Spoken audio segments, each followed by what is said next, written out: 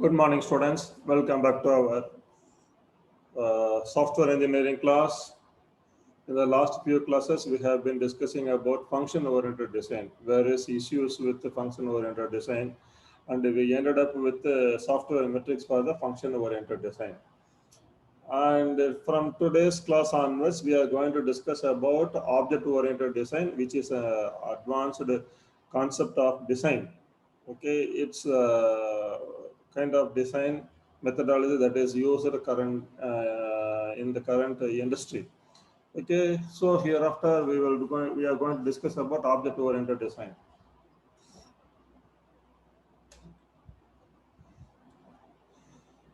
So this object-oriented approaches for software development have become extremely popular in recent years.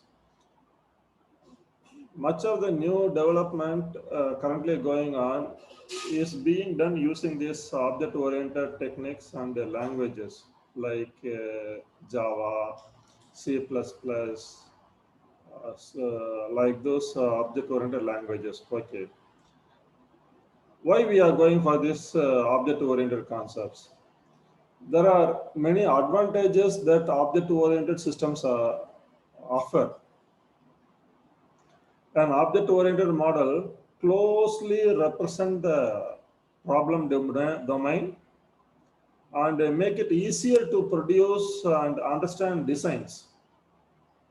So when the requirements change, the objects in a system are less immune to these changes that are happening, and hence permitting changes more easy. Inheritance and close association of objects in design to produce problem domain entities encourage more reuse. New applications can use existing modules more effectively, thereby reducing development cost and cycle time. Object-oriented approaches are believed to be more natural and provide some richer structures for thinking and abstraction.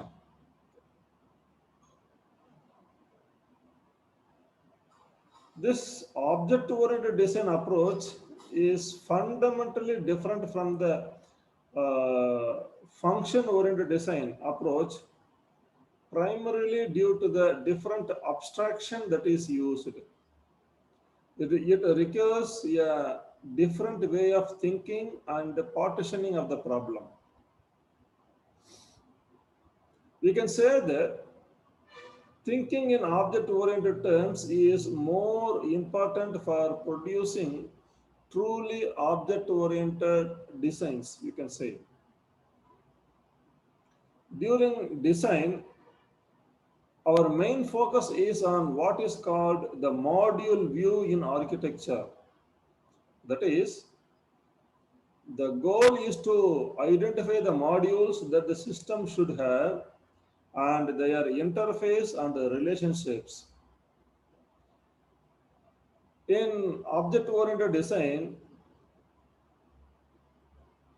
we identify the classes that should exist in the software and the relationship between these classes. During this architecture design, the component and the connector view is typically fixed. The goal of the design is to ensure that the architecture is preserved and the relationship between the components and the modules is clear.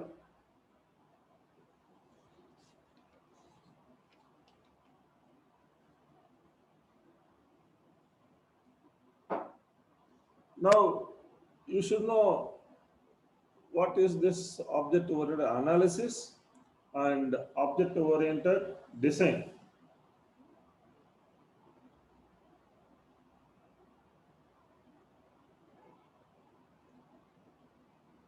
Pure object-oriented development requires that Object-oriented techniques be used during the analysis, design, and implementation of the system. However, much of the focus of the object-oriented approach to software development has been on this analysis and design.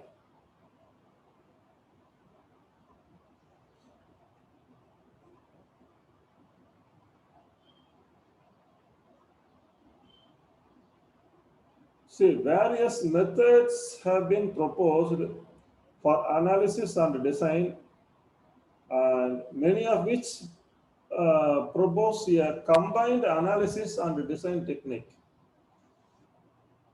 So we refer this combined analysis method as object-oriented analysis and design. Simply OOAD. In OOAD, the boundary between analysis and design is very minimum, very blurred.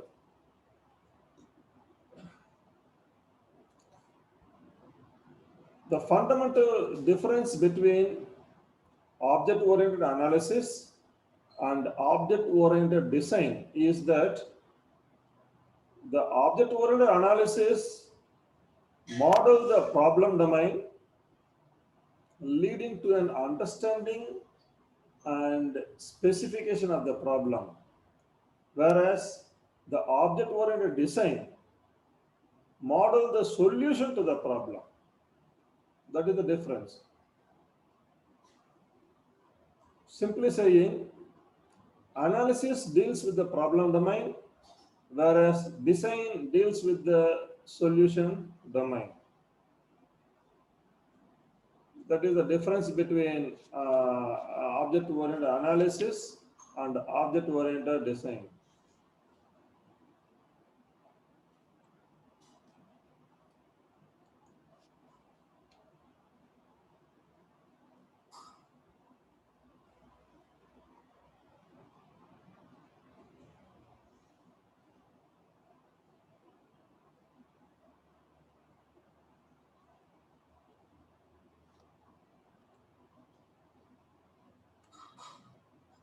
See, to go for object-oriented design, you should have some basic knowledge of these object-oriented concepts, which you have already studied in your earlier Java languages and C++ languages. So let us recap some of the object-oriented concepts that we are going to employ in this object-oriented design.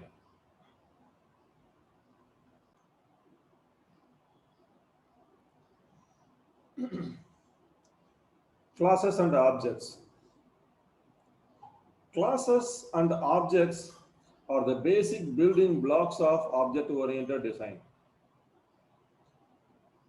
During design, we are not dealing just with abstraction of real-world objects, but also deal with abstract software objects. During analysis, we viewed an object as an entity in the problem domain that had clearly defined boundaries and behavior. Whereas during design, this has to be extended to accommodate software objects. Coming to encapsulation,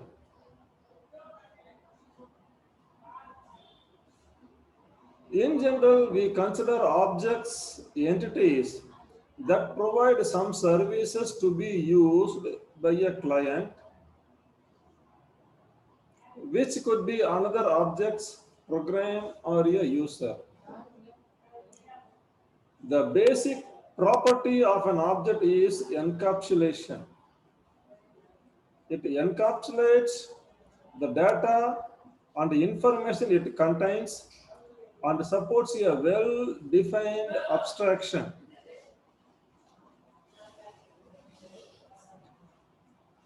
For this, An object provides some well-defined services its clients can use with the additional constraints that a client can access the object only through these services. This encapsulation of information, along with the implementation of the operations performed on the information, such that from outside a set of services is available, is a key concept in object orientation. The set of services that can be requested from outside the object forms the interface of the object. An object may have operations defined only for the internal use that cannot be used from outside. Such operations do not form part of the interface. The interface defines all ways in which an object can be used from outside.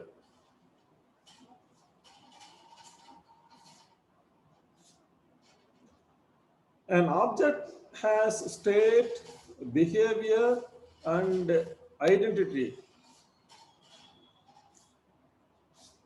The encapsulated data for an object defines the state of the object. An important property of objects is that this state persists in contrast to the data defined in a function or procedure.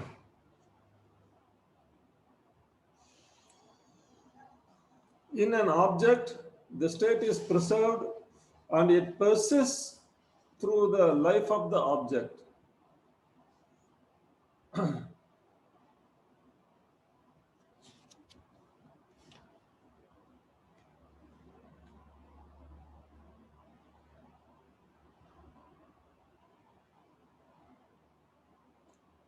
Now, coming to class,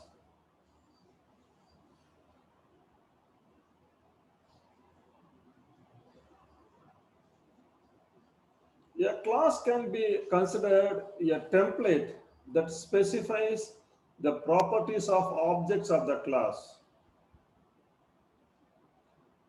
Classes have an interface that defines which part of an object of a class can be accessed from outside and how.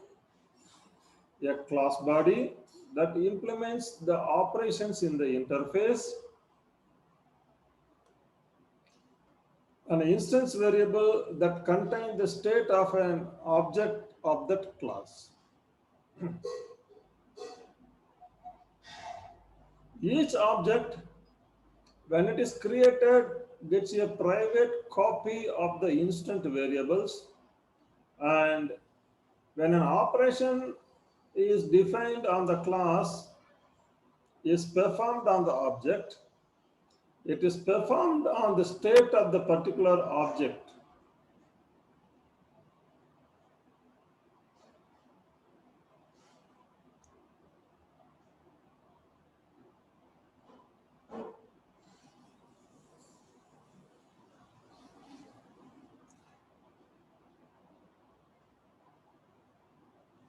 The data and operations of a class can be of any one of the following types, like namely public, protected, and private. When a data or a operation is public, they are accessible from outside the class to anyone who can access an object of this class. Whereas when it is protected, they are declarations that are accessible from within the class itself and from within subclasses. Whereas when they are private, they are declarations that are accessible only from within the class itself.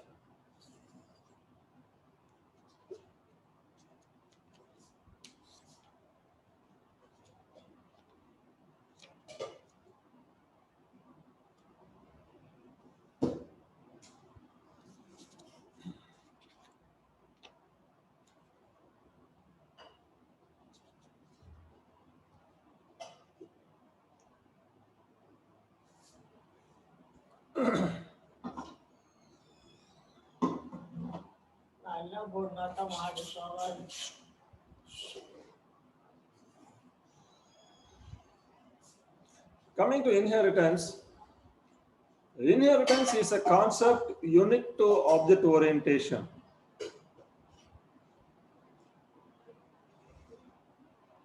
Some of the other concepts like information hiding can be supported by non-object oriented languages through self-discipline. But inheritance cannot generally be supported by such non-object oriented languages.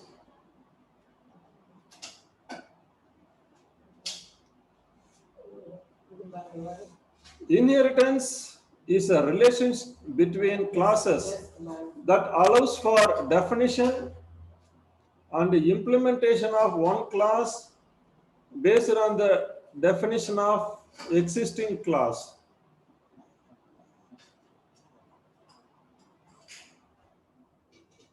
When a class B inherits from another class A, B is a subclass or derived class and A is referred to as superclass or base class.